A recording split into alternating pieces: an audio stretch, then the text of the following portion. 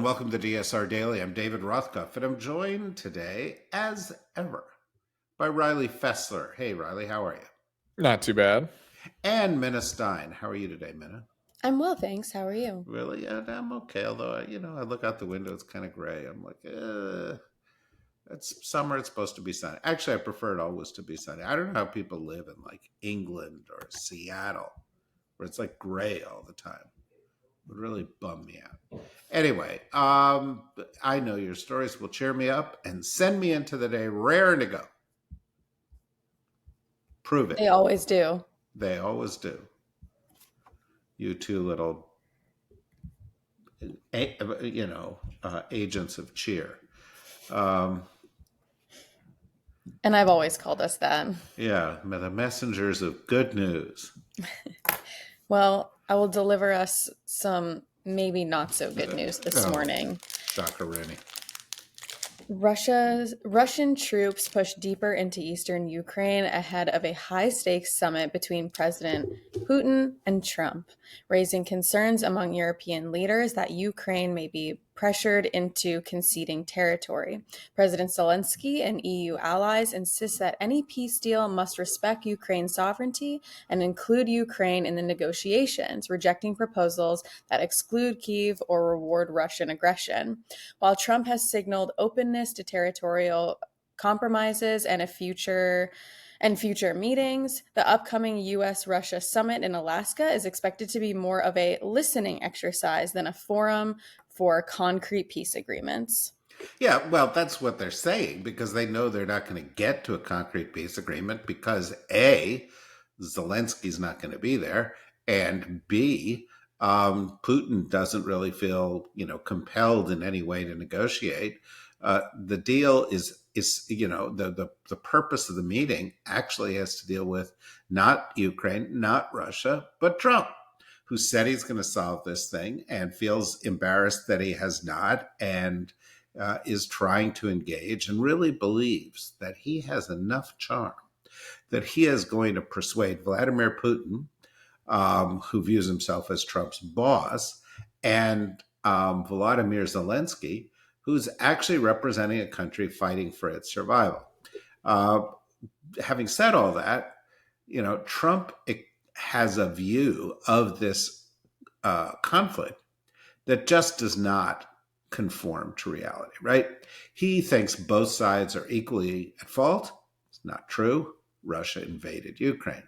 He thinks that the Russian position, which is to say they should be able to keep everything they've taken over, is a reasonable position. He talks about land swaps, but basically what he is saying is Russia should be able to keep the eastern parts of Ukraine and keep Crimea, and that Ukraine shouldn't be allowed into NATO and shouldn't be allowed into the EU and shouldn't be allowed to, militarize in certain kinds of way. And so going into this, there's only two possibilities. One, nothing's going to happen, or two, Trump's going to move this a little bit closer to, him back aligned with Putin and, pressuring Ukraine. To offset this, of course, Zelensky has been working the Europeans who realize exactly what's going on. Trump, since before the election, since after the election, since every day he's been in office, regardless of what, the daily message may have been, is effectively trying to end this war on terms that are better for Russia than they are for Ukraine, better for Russia than they are for Europe, better for Russia than they are for U.S. interests. Why? Because that's what he does. Riley? Israel is reportedly in talks with South Sudan about potentially resettling Palestinians from the Gaza Strip. The proposal, which is part of a broader effort by Israel to encourage Palestinians to emigrate, has been met with rejection from Palestinians and human rights groups who say it's a form of forced expulsion. South Sudan, a country also struggling with war and famine, may be considering the deal to improve its relationship with the U.S. and secure financial and diplomatic support from Israel. The discussions are facing opposition from neighboring countries like Egypt, who fear an influx of refugees. I mean, seriously, got to be a non-starter. Israel can't expel Palestinians to wherever they want in the world. Israel can't determine where Palestinians live, much as they want to do that. And certainly, of all the places in the world to do that with, South Sudan is in a terrible state right now. This is just a bad idea in a bad form that's not going to amount to anything and is really just testimony to Israel's bad faith in dealing with this.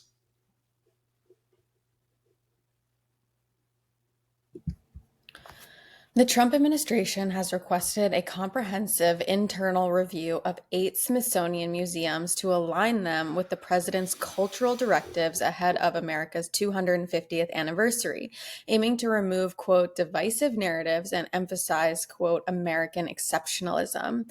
The White House outlined specific deadlines and documentation requirements, prompting concerns over political interference in museum content and independence. While the administration calls the initiative collaborative, critics argue it risks undermining scholarly integrity and the nonpartisan role of museums in educating the public. Yeah, and it's completely consistent with everything else the administration is doing, trying to essentially edit, eviscerate, undermine, bury the First Amendment to the United States Constitution, the right of free expression. Yeah, they're doing it in universities, they're doing it with pressure on media organizations, they're doing it at the Kennedy Center, they're doing it in the museum. And why? Why are they doing it? Because part of their mission right now is to promote a narrative, to promote a version of history that suits them ideologically, that suits them politically. And it is essentially a white nationalist version of our history. There is a lot of pressure right now in the Museum of African American History. There is a real tension about what its future will be following this kind of a review.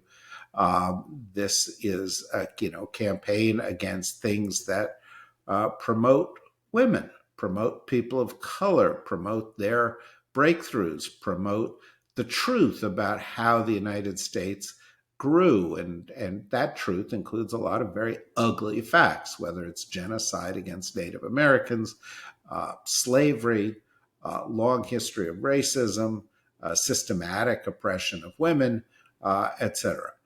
They want to wipe that clean. That's what Stalin tried to do. That's what Hitler tried to do. That's what totalitarian leaders do. And their base of support likes this because it says, see, this is the real history. And we've been force-fed this other alternative history, the one based on facts, by all these, liberals. That's just, of course, not the case, but it's very, very dangerous development. One twist in this story, of course, is that the Smithsonian is not actually directly part of the executive branch. It reports to the Congress. It has a degree of independence. The pressure from the White House may not be appropriate or even legal. But of course, the Congress doesn't push back on the White House. And so watch this one closely, because essentially it's about a rewrite of U.S. history to get rid of the ugly bits. But, one final point. When you get rid of the ugly bits, in part it's because there are people out there who want to recreate that, who want to recreate the discrimination. That's why, they're putting back up Confederate statues. They know that carries with it a racist message. And they're saying, yeah, we're back. We're back. We can do this. But look at the police in the street. They're picking up people of color. Look at ICE. They're picking up people of color. It's all part of the institutionalization of racism to a new level that we haven't seen in this country in the past 50 years, even though there has always been institutional racism, no matter how loud that term makes MAGA howl. This is going to take us to a new and very, very ugly place. Elon Musk is threatening to sue Apple, accusing the company of antitrust violations for allegedly favoring OpenAI in its App Store rankings. Musk, whose own Grok AI app ranks 5th, claims Apple's partnership with OpenAI makes it impossible for other AI companies to reach the top spot. This threat has ignited a public feud between Musk and OpenAI CEO Sam Altman, a former business partner. The dispute has also drawn attention to Musk's own history of allegedly manipulating his platform X to benefit his own content and companies. Yeah, so what does he want? The government to step in and regulate these rankings? No, he doesn't want that. Does he want to give fair rankings at his sites? No, he doesn't want that. He's just whining.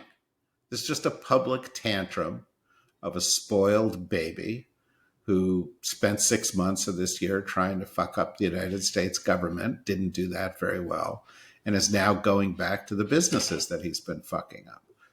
But he's the richest man in the world, and he gets to whine about what he wants to and send lawyers dealing with things because that's what rich people get to do. Um, uh, it's a kind of crazy spat, but if you want to know more about it, go back into the history of OpenAI and that Elon was there at the beginning and that there was a rift between him and the others there, because there is often a rift between Elon and the people he works with because he's cuckoo. Okay, that's my sophisticated Washington insider opinion on that. I think Elon's cracked. Treasury Secretary Scott Bessent suggested that the U.S. government's revenue sharing agreement with NVIDIA and AMD, where they give 15% of their Chinese chip sales to the government in exchange for export licenses, could be a, quote, beta test for similar deals in other industries with potential uses including national debt reduction and broader economic leverage. In that same vein, the New York Times lead story this morning is about how Trump is getting very hands-on in the AI sector, and this revenue sharing agreement is an example of that. Yeah, we're in interesting times here, folks. The free market Republican Party, remember that one? That doesn't exist anymore. The free trade Republican Party, that doesn't exist anymore. The party that condemns socialism everywhere, they don't seem to realize what's going on. We have an administration that is getting more involved in industrial policy, more involved in the business of companies than we've ever seen in this country. You had Trump go in, do this deal with U.S. Steel and Nippon Steel, where there is a golden share, where the government controlled by Trump gets to veto certain things that the company may or may not do. Now you have this NVIDIA deal, which is a kind of another trade constraint, right? You have tariffs on trade coming into the United States, and now you're creating this other constraint on exports of the United States. What does this do? Who does this benefit? The reality is it doesn't really benefit anybody. It gives Trump a sense of control, and it gives him a false sense of sort of new revenue coming in that's benefiting us. But what it really does, of course, is it makes U.S. companies less competitive in these markets. It is, not a role that the White House is suited to playing. They don't have the mechanism to go in, control these industries. Trump doesn't know anything about AI. He's also surrounded by two groups of people who have completely contradictory views on AI. There's a group led by his chief AI advisor, David Sachs, and a number of other people in Silicon Valley that's saying, don't regulate, don't get up in our business. There is another group led by Howard Lutnick that's saying, yeah, let's get heavily involved in determining what kind of chips can be sold where. And so the White House is not even sure what its policies are in this regard, and has decided that it just wants to meddle in this area because it knows AI is the future. Now, having said that, there is a political message in this, and that is, this is a sign that AI as an issue is sort of hitting the mainstream, and the Democrats are going to have to deal with it too. And it's a double-edged sword. On the one hand, AI is widely perceived, as it should be, to be a driver of future growth. On the other hand, AI is perceived, as it can be, as a potential problem causing greater inequality, or causing threats to privacy, or causing threats to intellectual property integrity, or causing job losses. And politicians, particularly national level politicians going forward, are going to have strong, clear views on this. Trump doesn't have strong, clear views, but in his Trumpian fashion, he's sort of stumbling into an area that is important because he operates entirely on instinct. Well, that's it for us today. We have, a podcast coming a little bit later focusing on the Russia summit. That's our Deep State Radio podcast.